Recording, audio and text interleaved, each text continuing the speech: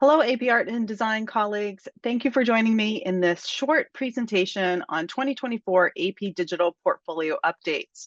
This might be new information for you. For some of you, it might be review, but I want to make sure that we're all on the same page this spring as we head into the student exam submission.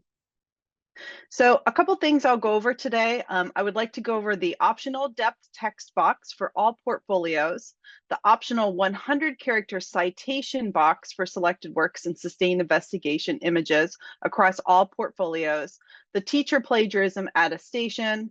I'll announce about the 2023 AP Art and Design exhibit, and then discuss artificial intelligence in AP Art and Design. So let's get started. Let's first start with some AP Digital Portfolio updates. And again, this may be review. So the first thing I like to do is point out where to go. If you go to apcentral.collegeboard.org, that will take you to this page. And then if you click on at the top where it says AP Courses and Exams, and then click on Course and Exam Pages, and then AP Art and Design, and that will take you to our menu here where you can choose about the AP Art and Design program, which is our landing page, or you can go straight into one of the portfolio pages, and you see those here. If you click on about the AP Art and Design program, this is our landing page for all three portfolios. I highly recommend you bookmark this page. This is where you're going to see just a quick overview of anything new, announcements that are happening, and quick links of where to find things for all three courses. So here's what the landing page looks like. You'll see about the AP Art and Design program. And then if you scroll down, you'll see links to all of the different courses, AP 2D Art and Design, AP 3D Art and Design, and AP Drawing, as well as portfolio policies and the portfolio submission process, which I've highlighted below. These are key things we'll talk about in this presentation, so you want to make sure you have clicked on these and looked at them after the presentation. So I'll start with the digital submission guide for teachers. If I click on that link, it takes me to this landing page with all the information you need to know as an AP Art and Design teacher and what your students will go through to submit for the AP Art and Design exam in May. So it has everything from a submission overview and the deadline down to the nitty-gritty of details about each part of AP Digital Portfolio. If I go back, I'm going to click on the student page again. And here I see the landing page for the AP Art and Design Digital Submission Guide for students. This is different from the teacher submission directions. Students have their own link and their own page to walk them through AP Digital Portfolio and what that process is for students. So this is a great page to link into your LMS system or have students look at in class and discuss, walk through those directions together. There are screenshots, there's informative directions of everything they need to know to successfully submit their AP Art and Design portfolio in the AP Digital Portfolio submission system.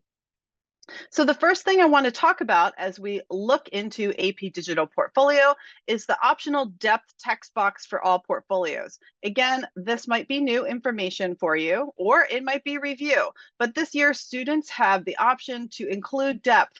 We thought this was important for drawing and 2D portfolios, not just 3D, because sometimes students might be creating relief.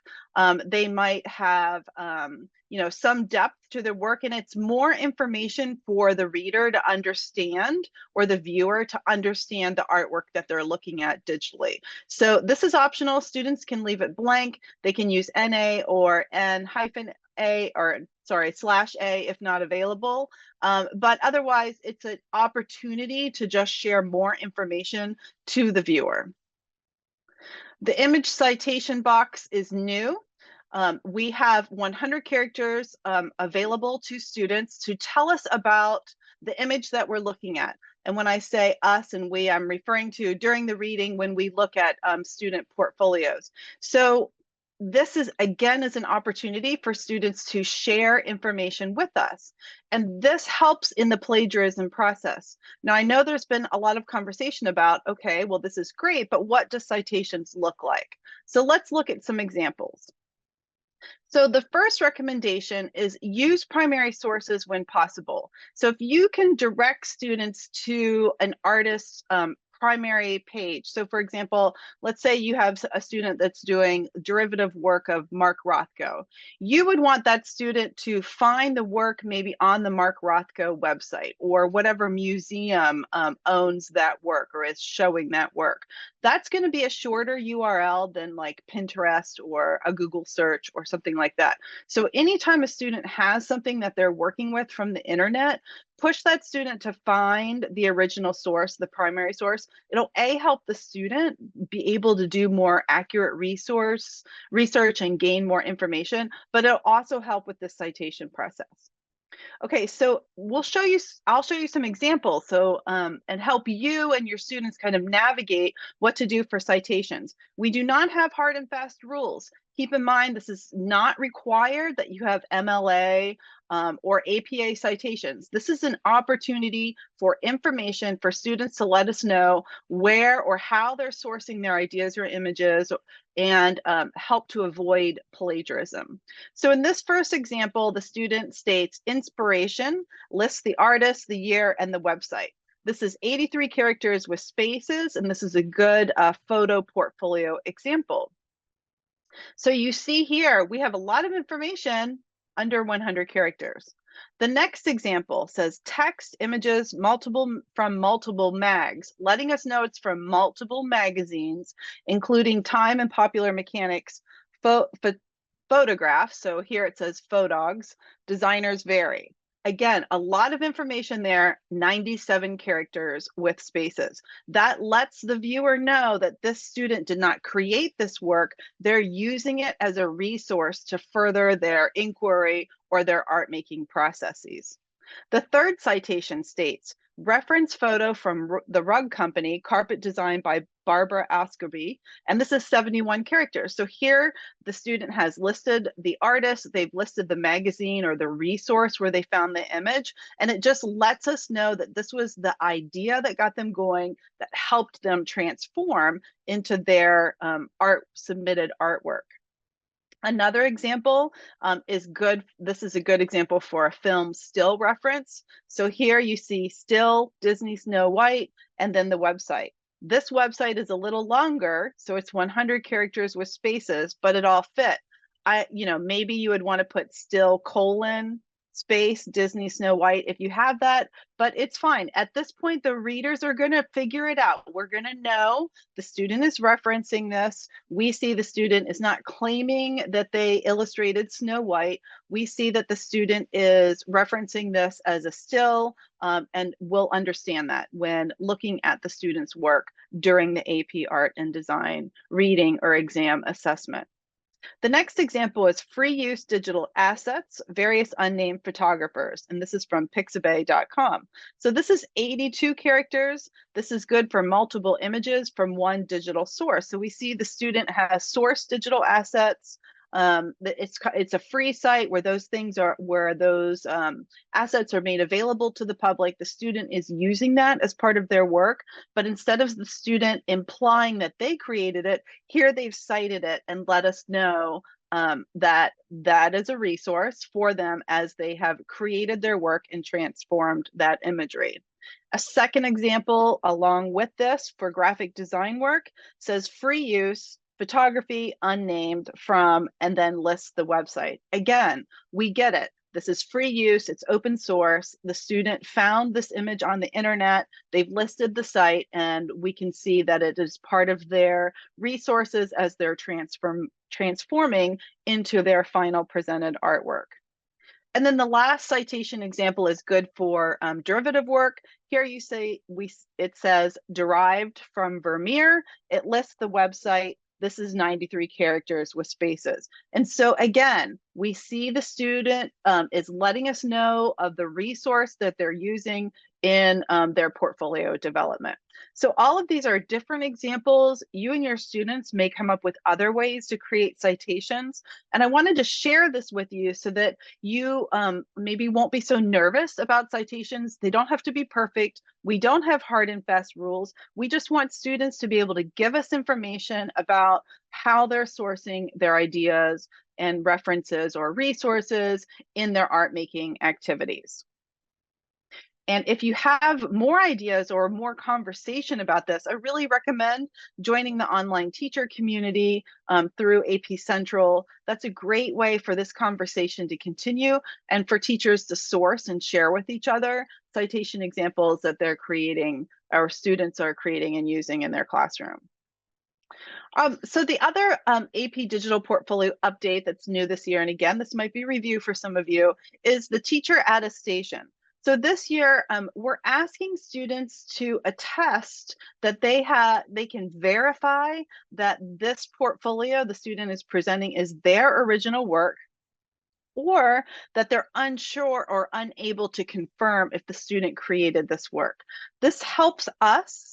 And when I say us, the reviewers or the readers at the AP Art and Design reading, if a portfolio comes in question, we can look at the attestation. And if a teacher states, I can verify this is my student's original work, the teacher is helping us to know that they had a strong hand in the student design and the student production of their portfolio. And that's information, important information that can be used during the AP Art and Design reading. If you click, I'm unsure, unable to confirm if my student created this work, the student is not penalized in any way. There's not like some sort of search party going after that student. We just need to know what you know. So if you can confirm, you can verify that it is the student's original work, great. If you're unsure, terrific. Just let us know that and we'll do what we need to do on our end, if anything. And then underneath that, it says, if you have evidence that your student has plagiarized or used artificial intelligence, click the button below. So here's what it looks like if you do click that button. It will take you to this page where you can make a report. You are not required to do this, and you only need to do it if you suspect plagiarism or if you think the student used artificial intelligence. These reports are de-identified. Your name is never associated with it. It's something that we may then look at the student's work a little bit closer internally, but you are protected from that, and that is something that we then just handle on our end, on College Board side, during the AP Art and Design reading. So there's more information here that you can read about making that report. Again, I want to reiterate, I'll just go back here. There is nothing's going to happen if you click I am unsure or unable to confirm if my student created this work. It's just information to help us. It is not to penalize a student, penalize a school, or penalize a teacher. It's just information that we will use on our end. All right, the last couple things I want to announce is, first of all, the 2023 AP Art and Design exhibit is live. It is in AP Classroom. It has its own website, which you can see here, apartanddesign.collegeboard.org /2023-AP-Art-and-Design-exhibit. That takes you to the exhibit page, and this year we have 46 international students featured in this exhibit. I'm very excited about it. It's something that I look forward to every year, and I enjoy working with the students as we put this exhibit together. So I hope that you'll find this year that the teacher statements, the student statements, the school leader statements help your students to grow. There's all kinds of advice given from students in this exhibit to working students right now as to how to go approach AP Art and Design. AP Art and Design teachers are giving advice to other teachers, and school leaders are stating how they support AP Art and Design and visual art programs in their school. So I hope you'll take the time to check out this exhibit, use it as a teaching tool with your classes, and post on the OTC how you're using it. I would love to know more about what this exhibit means to you and how you might be using it in your classroom. Okay, well, we'll end on artificial intelligence.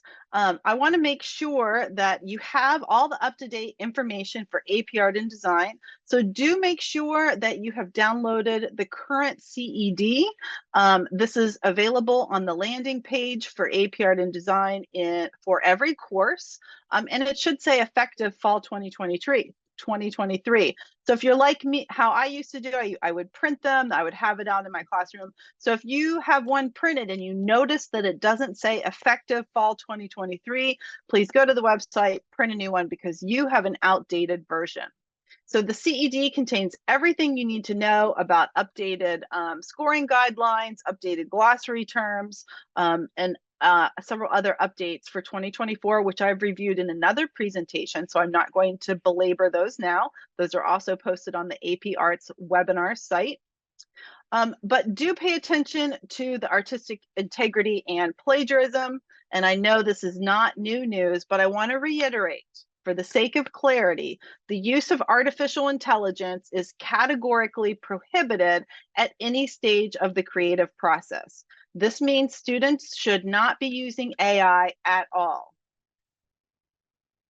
So it's in the CED. It's also on our AP Art and Design landing page. So I wanted to be clear with this because this is academic integrity. If students are using AI, they will have their scores canceled from College Board, you know, if it's discovered in the AP Art and Design reading. So please work with your students on that.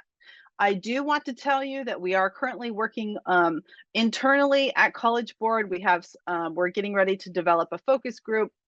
We've got some pilot studies going on to put parameters around artificial intelligence and what that looks like for students creating art for the standardized international AP Art and Design exam assessment.